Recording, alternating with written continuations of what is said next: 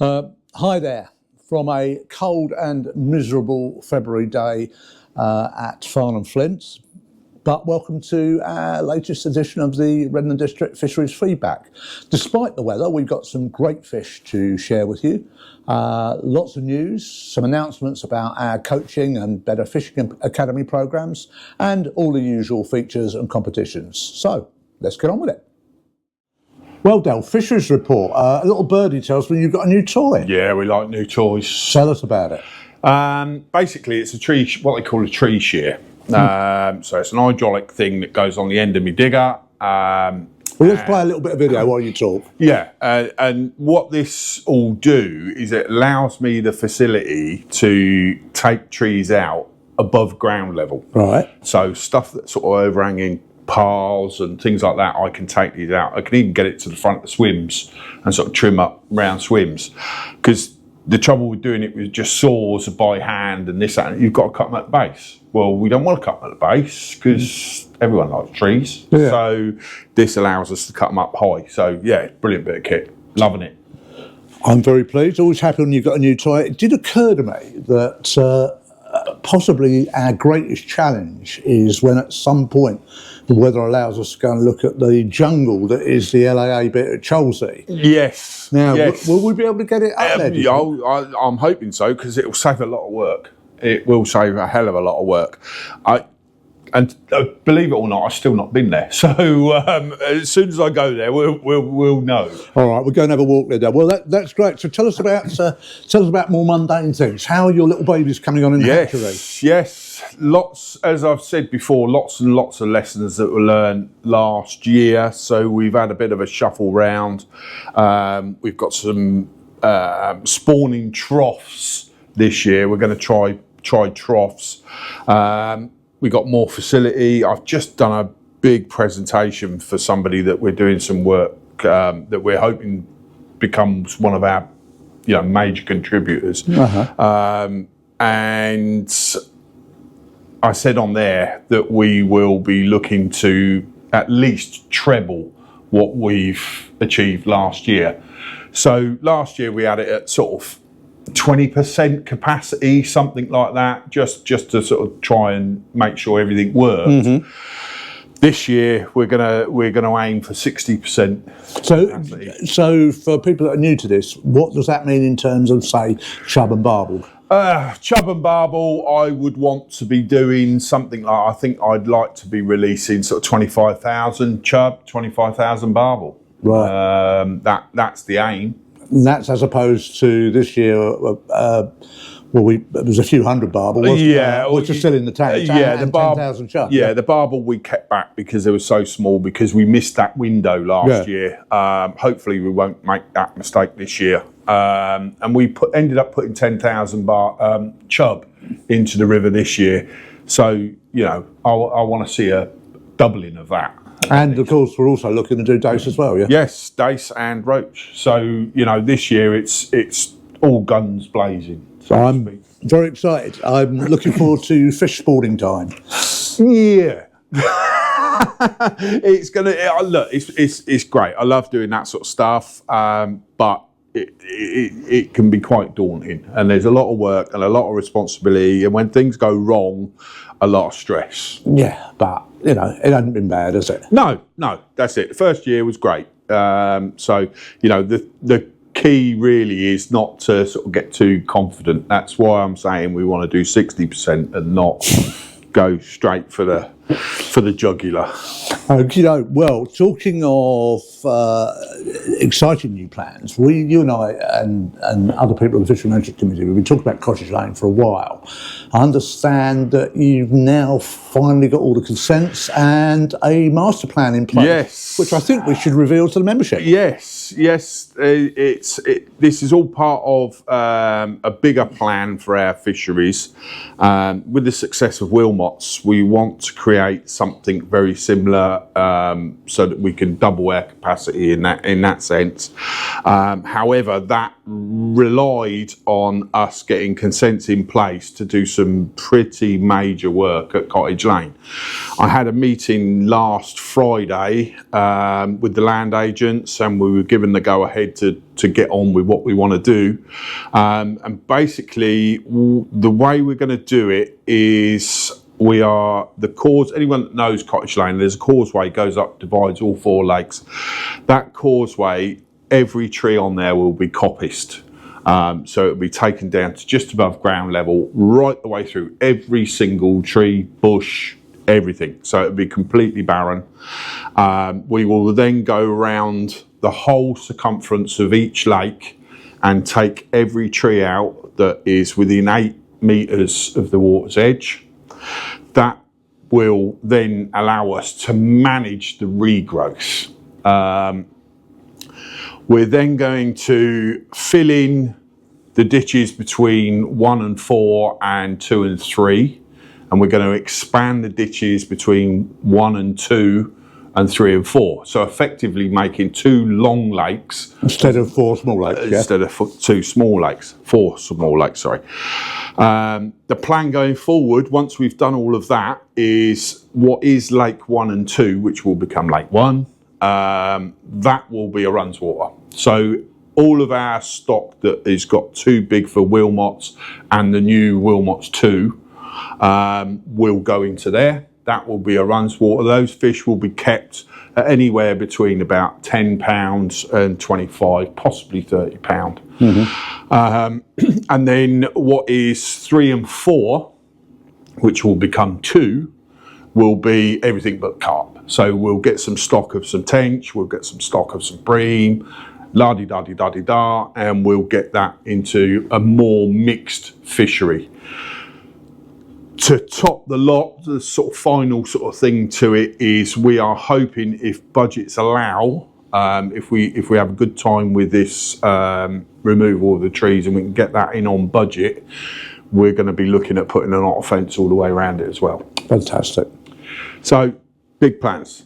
So, just to reassure people, the reason we need to take the trees out, apart from building up the causeway between the 2 lakes, is that the amount of leaf litter that we get into the water is what caused the oxygen crash. Yeah. So we've got to cut that back, right? Yeah. That's the first thing. And secondly, you're still going to be leaving snags in as cover for the fish, particularly on the riverbank, yeah? Yes, that's it. So the field bank, if you like, between the lakes 3, 4 and the field, all those trees will remain. They'll be the only sort of trees along there that will actually remain where they are. So that'll all be covered along that far bank, yeah, and there'll be no fishing along there. So it'll all be fished from one bank. I think that's a good idea, because obviously the carp are fine, but there's always a danger of cormorants in a silverfish water, where they'll have some sanctuary, won't they? That's it. You know, it's something that's been missing from our portfolio for a long time.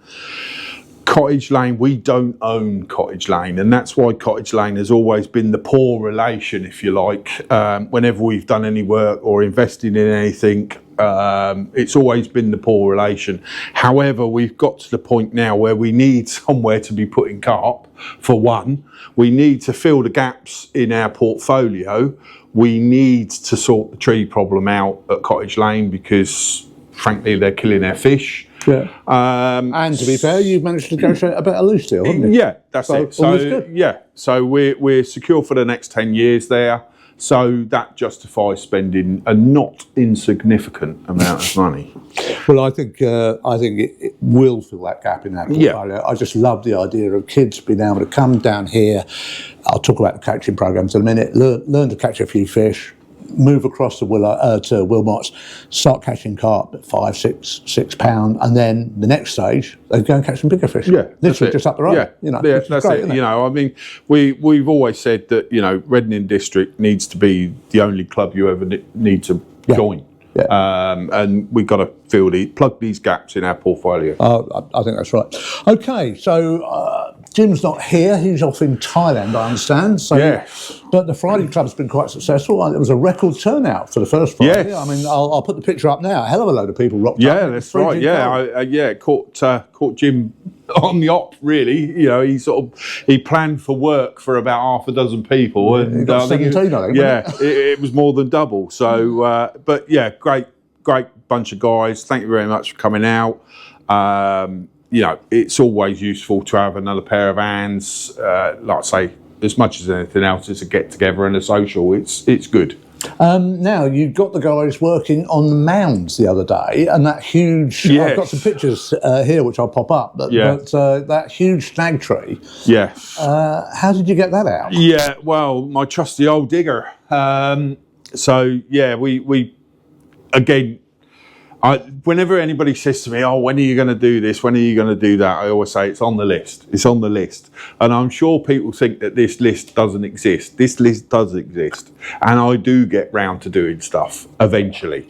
And the opportunity arose. We had a few pairs of hands there, so we said, "Right, let's get up there, get that done."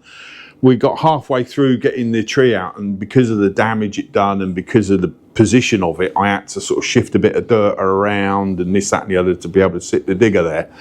And I thought to myself, well, while I'm here, half an hour with the digger and we can sort of take the mound out. So I haven't been around there. Have we no mound anymore? Well, half a mound, if you like. We'll call it the half mound. Yeah, I mean, it actually looks like a valley. Right. So I think it could be renamed the Valley because, there's a valley that goes between two humps. Well, it's done a lot of big fish over the years. So yes, it's quite a famous swim. Quite a famous swim. Great. Oh, well, and, great to see that bit of work done because actually when that tree went in, it made that whole area unfishable. Yes. You certainly couldn't fish a big fish in exactly. Yeah. I mean, it needed, there was actually 3 in there. Really? Which shocked us. We thought it was only 1, but we actually found 3. Okay, let's move on to a few other bits and pieces which we should inform people about. The renewals programme is underway. You did a hotline this year for Junction 12, didn't you? Yeah. We won't go into that, but I assume you have fully booked Junction 12. Yes, it booked. Some of the first 20 people that phoned booked it, and we had over 400 calls. So...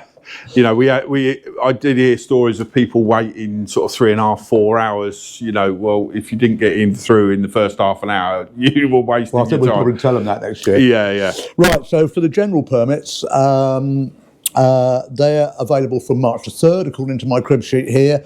The applications are now open for any vacancies we got for 24-hour permits. Yep. So that's available, and closing date the 24th. And also bronze permits are available for renewal from the 3rd of March, right? Yeah, as are general permits and OAPs and juniors. And one last thing, the hatchery that we talked about earlier, obviously we do get donations in from other angling clubs and we're very grateful to that. But people have asked whether they can donate individually to the hatchery. Obviously, the Kennet means an awful lot to an awful lot of people in this club. So when you have an opportunity to renew this year, you will notice at the bottom of your form on Clubmate, there's a box where you can tick a donation, various amounts from 50 quid to 10 quid, I think it says. But if you are able to put a few more shekels in the hat for the hatchery, it will be very much appreciated. And it's costing us what, between 5,000 and 7,000 a year to run? Yeah. I mean, some of the electric bills we're getting are quite scary. So there's an opportunity to donate. I won't say any more than that, but you will be able to do that when with the renewals. And then we're also hoping that that will be replicated in our other clubs as well. Yeah, certainly. Fabulous. Right, okay, other announcements. I'm delighted to say that the excellent Redden District coaching team have put another programme together for 2025. I'll put the poster up here now. And as you can see, there's events kicking off shortly, some basic fishing workshops in March, followed by a programme going into April and through the rest of the summer. On top of that, and they're obviously more for newcomers to angling, on top of that, the Better Fishing Academy, which is how we badge all this stuff. We've got posters are just going up now on our Facebook page and on our website and in the tackle shops. We've got on the 12th, which I think is Thursday, Wednesday the 12th, Reading pike anglers are doing a session here in the hut on how to make your own pike traces, how to set up safe pike rigs so people can come along they can have a go, and it's actually a practical session. Yeah, that's the idea. Is come along and have a go. And then on the 18th of March, we're delighted to have Lewis Reed from Thinking Anglers and Michael Zazil, the Drennan and Redmond District match angler. They're going to be talking about lines and knots and shotting patterns. A lot of people worry about rods and reels, but the only bit that really matters when it comes to fishing is the last couple of foot. The bit really, they see. Yeah, that's the, or not see, whichever is the case. So these guys really know what they're talking about. So that'll be a good session on the 18th of March. And then a big name in carp angling, Gaz Fairham, is coming on the 26th of March to reveal some of the secrets from his tackle box about the carp rigs that have caught him some of the biggest carp in the country. Yeah, that's it. Only 10 people, because it's only here in the hut, so get your bookings in now. You've got to contact Steve Reed on the web address that you can see on the poster. Get in now. I think these are all going to be very, very popular sessions. And then just to finish off, throughout the rest of the summer, from April right the way through to October, we're repeating the very successful fishing clinics that we had last year. That'll cover all aspects of angling on Redmond District waters, from specimen carp right the way through to lure fishing, pike fishing, barbel fishing, stick float fishing, fishing the Thames, etc., etc. So big programme of activity, and like Dale said earlier, we want to provide something for everybody in our club, and we think this programme really does help people catch more fish and hopefully get more out of their fishing. Yeah, I think it's important to note as well, some of the people that have been to these better fishing academies are posting pictures on our Facebook page of quite large fish. We will come on to that when we look at the pictures, because you are not wrong, my friend. Yeah.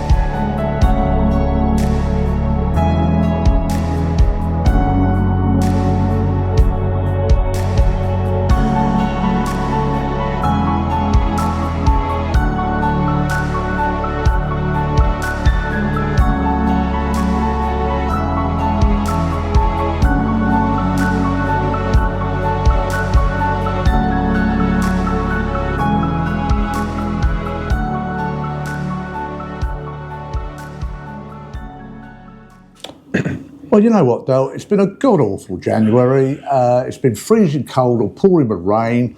Rivers have been in flood. The weather's been up and down. It's been horrible. Yeah. I think Jim last time talked about pike and chub being your best bets.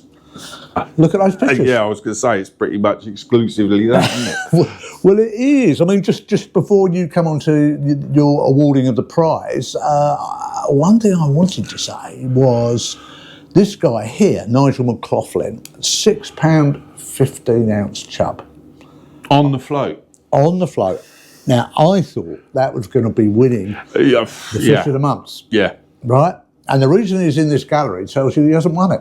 Exactly that. I know. Yeah. Well, congratulations to Nigel. I mean, that is a beautiful fish and caught a wonderful way as well. Yeah, it's the only way. Yeah. And you were talking about people who'd gone to the fishing clinics that we ran last year. One of the regular attenders was Andrew Cameron, and here he is with a beautiful £5 chub from not an easy river, the Loddon. Yeah, exactly. There's many people gone to the Loddon and caught nothing. So he obviously pinned back his lug holes, learnt a few tricks, and there's the evidence. That Well, perhaps you should take Martin Rafferty with him, because Martin's been fishing the Loddon. He hasn't had a £5 yet. Yeah. I think there's a few of them there. I think perhaps he could be one of the mentors next year. Well done, Andrew. Congratulations. So, my friends, you need to select your favourite fish of the month. Well, I say it every time. It's difficult. It's very difficult. But the one I like the most is Paul Tolman. With his chub, and I'm assuming that's Wallingford way. It's got to be a Thames chub. Looking at That is a Thames chub. Yeah. So well done, Paul. Drop us a message. You have the coarse fishing pack from Bait Tech Rod Hutchinson, and also just special, you can get rid of that god awful hat of yours. We've got some new ones, and we've gone for beanies this time as opposed to flat caps.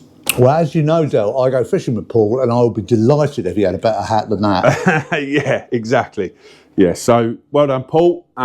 Just drop us a message and I'll get things sorted out for you. Well, I happened to be there the day Paul caught that, and there were some very good anglers on the water that day, and Paul outfished them all. Yeah. So there you go. Okay, the bit I have to make a decision on now is fish of the month for January. Well, like we said, it was Nigel's every inch of the way. To the 11th hour. Yeah, absolutely, to the 11th hour, and then up pops Adam Bass. Now, I know Adam, he's a serious big fish hunter. He's been after that £7 chub, and he came in with a 7/8. So congratulations, Adam, well-deserved fish. The prize is a £50 Angling Direct voucher and a nice little trophy. So get in touch and we'll arrange a handover for you. And, congratulations. There have been many big chub winning it, and I still don't think that's going to be the biggest one. No. There could well be an £8. There'll be an 8+ quart, without doubt. I think so. Excellent.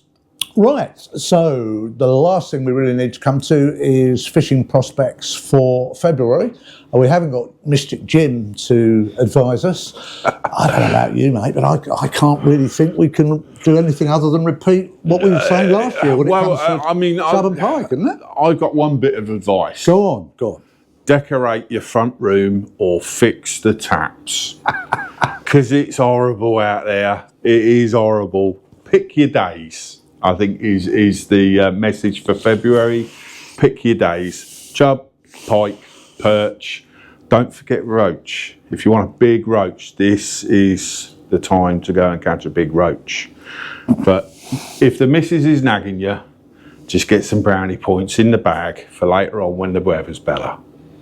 I'm not going to say where, because that would be unfair, but actually there was a £2 6-ounce roach came out of one of our Thames venues. Yeah, I'm not surprised. This is the time of year where the big roach get caught, and the last sort of 3-4 weeks of the season, if you fancy it's not easy, not by any stretch, but this is the time to catch one. Smashing. Okay, well, that's the best we can offer.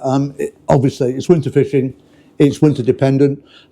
We've showed you on our videos how to read the river gauges. We have been getting some quite nice reports from the Blackwater as well. Yes, Blackwater's fishing quite well. Yeah, so pop over there, check the gauges are okay, make sure you're safe and sound on either the Thames or the Kennet or the Loddon, and I'm sure next month we'll be showing some more wonderful Redden District fish.